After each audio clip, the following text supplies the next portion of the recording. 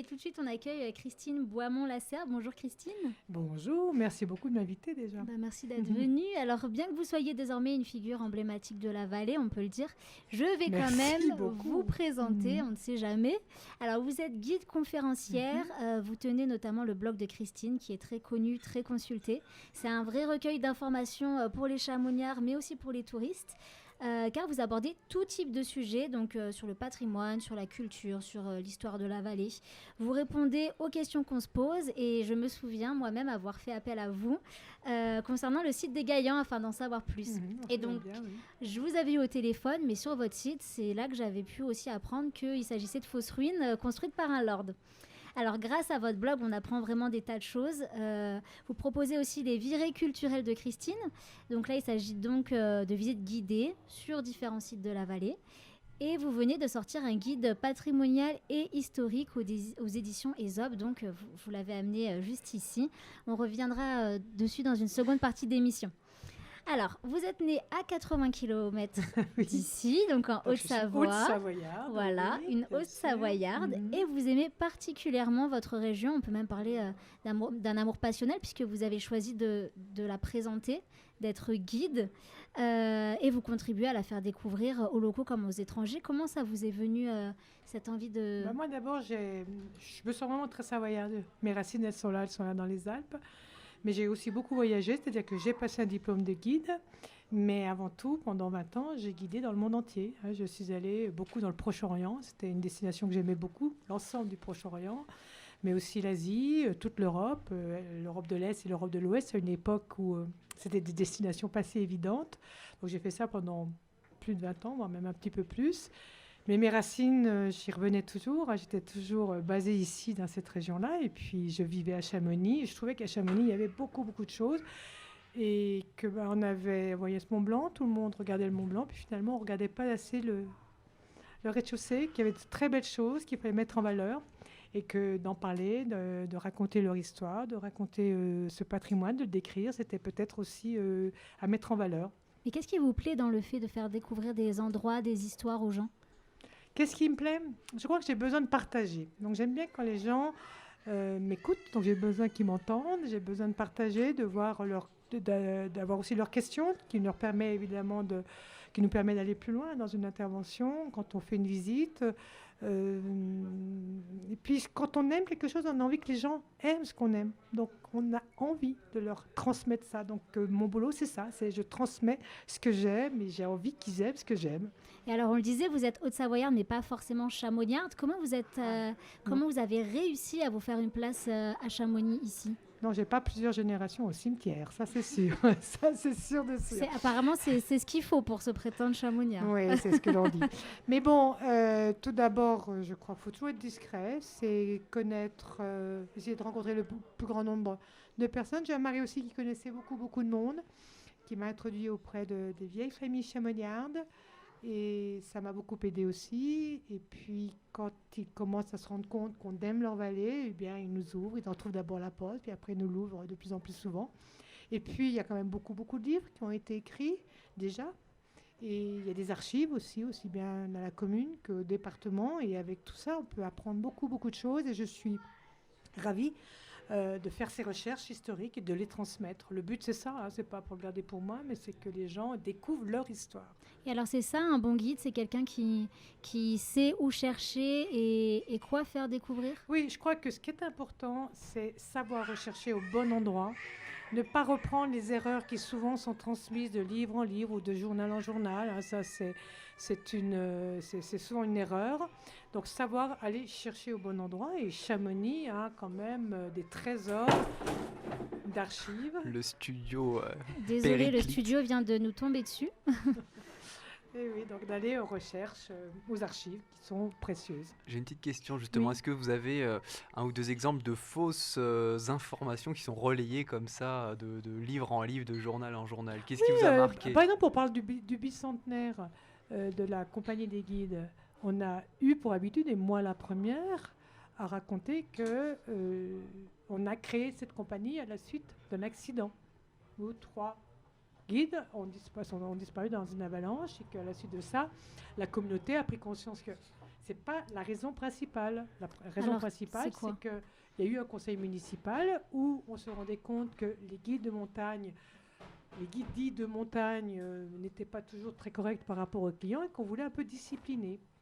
Donc on a eu un conseil municipal qui s'est fait le 24 juillet 1821, qui est donc la naissance, évidemment, l'idée de vouloir mettre en place une organisation. Et puis c'est après que l'on a aussi rappelé qu'il y avait eu un accident, que peut-être la relation du guide et du client était à contrôler, était à maîtriser. Et peu à peu, on va réussir à créer cette compagnie. Ben voilà une petite erreur que j'ai reprise moi-même. Je veux dire, je suis la première. Alors que si j'avais vérifié correctement, au bon endroit, j'aurais dû dire « Ah, stop, là, on se trompe ». Voilà, c'est jamais des grosses erreurs. Mais toujours la volonté d'embellir le passé. Oui, toujours un petit peu. Alors, vous êtes aussi conférencière. Comment ça se passe si on veut venir vous écouter ? Déjà, j'ai un programme. Il suffit de prendre le programme. Qu'on trouve-vous ? Alors, il se trouve beaucoup à l'Office du tourisme. Je suis adhérente à l'Office du tourisme. Et l'Office du tourisme fait une publication donc, à toutes mes visites. Je fais parfois un flyer. Cette année, je ne l'ai pas fait parce qu'avec raison Covid, on ne savait pas du tout si on pouvait les sortir, donc ce n'était pas la peine. Et puis, par le biais de l'office aussi, j'ai la possibilité de rentrer en contact. Donc, vous avez des gens qui me contactent. Donc, voilà, j'ai vu votre site, je connais votre site, j'aimerais pouvoir organiser une visite. Excusez-moi. Après le studio qui s'écroule, c'est l'inondation. C'est dommage qu'il prenne l'eau. Et le nouveau guide. Ça me rafraîchit les pieds. Excusez-moi, je viens de renverser mon verre d'eau sur Christine. Nous ne sommes pas en hiver, ça ne va pas geler, mais quand même. Vous en remettrez.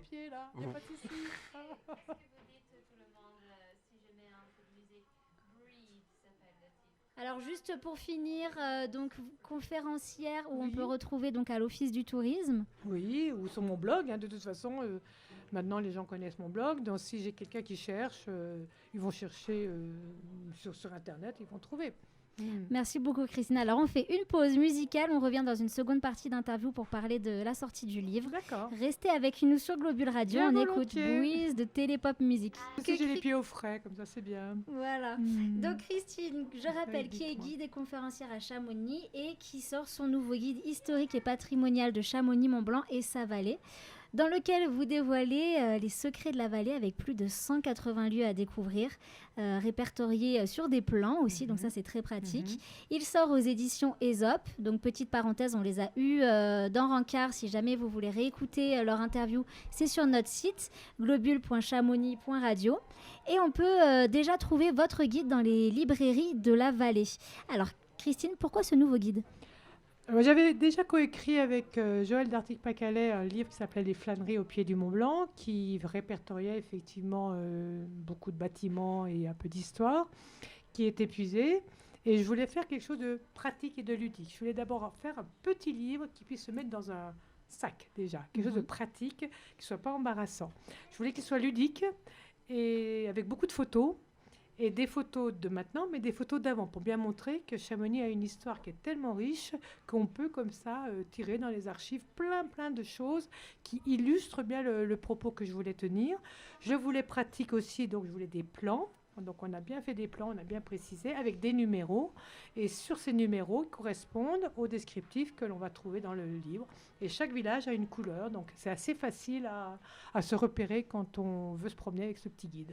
Donc ce petit guide que j'ai là avec moi, je vais peut-être le laisser à Maxime s'il veut le présenter pour le Facebook Live à la caméra juste après. Alors 180 lieux, c'est énorme. Vous les avez tous visités ? Ah bah oui.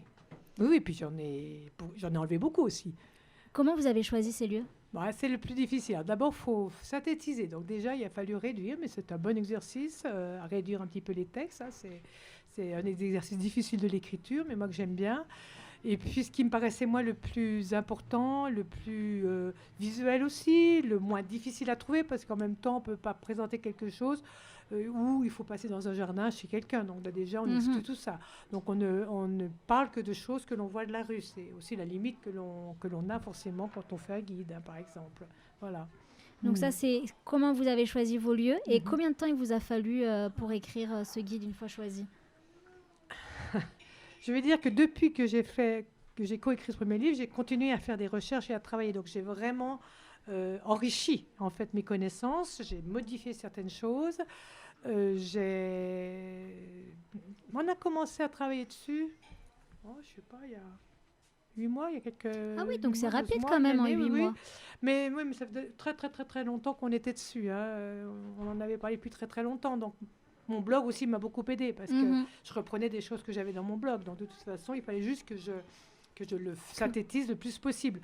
Donc, et puis bon, à force de faire des visites guidées partout dans toute la vallée, ça permet aussi de bien identifier les lieux qui sont intéressants. Ça, c'est une évidence. Apparemment, j'ai fait des visites à Servoz, à Valenciennes ou ici. C'était aussi facile pour moi d'identifier les lieux qui me paraissaient les plus importants. Et alors, qu'est-ce qu'il a de différent, ce guide, des autres ? Je pense qu'il est facile. Je ne le voulais pas compliqué. Je ne voulais pas des textes compliqués. Je voulais des textes simples. Il est différent parce que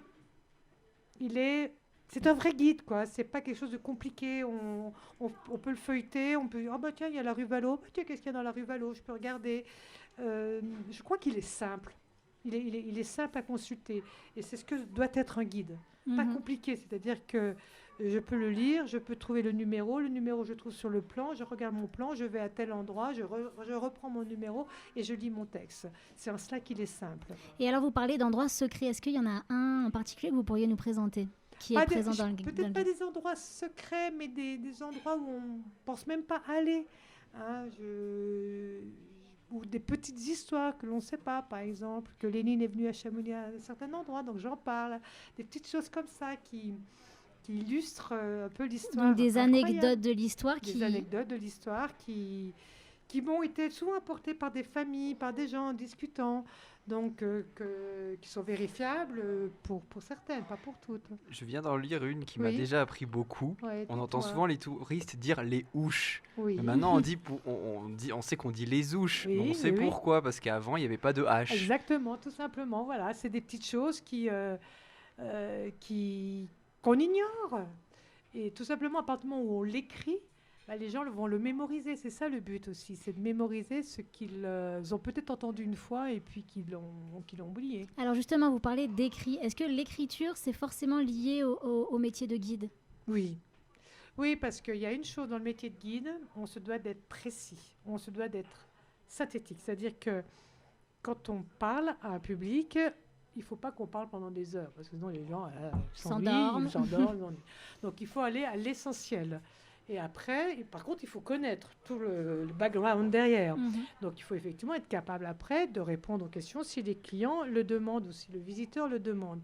Donc dans l'écriture, c'est la même chose. Il faut savoir aller à l'essentiel et puis parfois dériver un petit peu parce qu'on estime qu'un petit détail apporte plus à l'explication. Voilà. Et alors là, donc ce guide vient de sortir. Est-ce que vous avez déjà d'autres projets en tête ? Oui. Alors ? Ah non, on n'en parle pas. Ah, on n'en parle pas. Même pas Une bribe. Bon, alors on vous réinvitera chez Globule Radio pour en discuter. Merci Christine. Merci à vous de m'avoir invitée surtout, c'est très gentil, merci. Donc alors, je rappelle que le guide patrimonial et historique de Chamonix-Mont-Blanc et sa vallée est donc sorti aux éditions Aesop Édition, et à retrouver dans les librairies de la vallée au prix de 25 € si je ne me trompe pas. Voilà, tout à fait. Voilà, donc vous pouvez retrouver ce guide. Il y a aussi le blog de Christine pour... plein d'autres questionnements. Quand on est sur son téléphone, on tape le blog de Christine, ça va vite, c'est facile. Et voilà, je crois que j'ai fait le tour. Merci Christine. Restez avec nous sur Globule Radio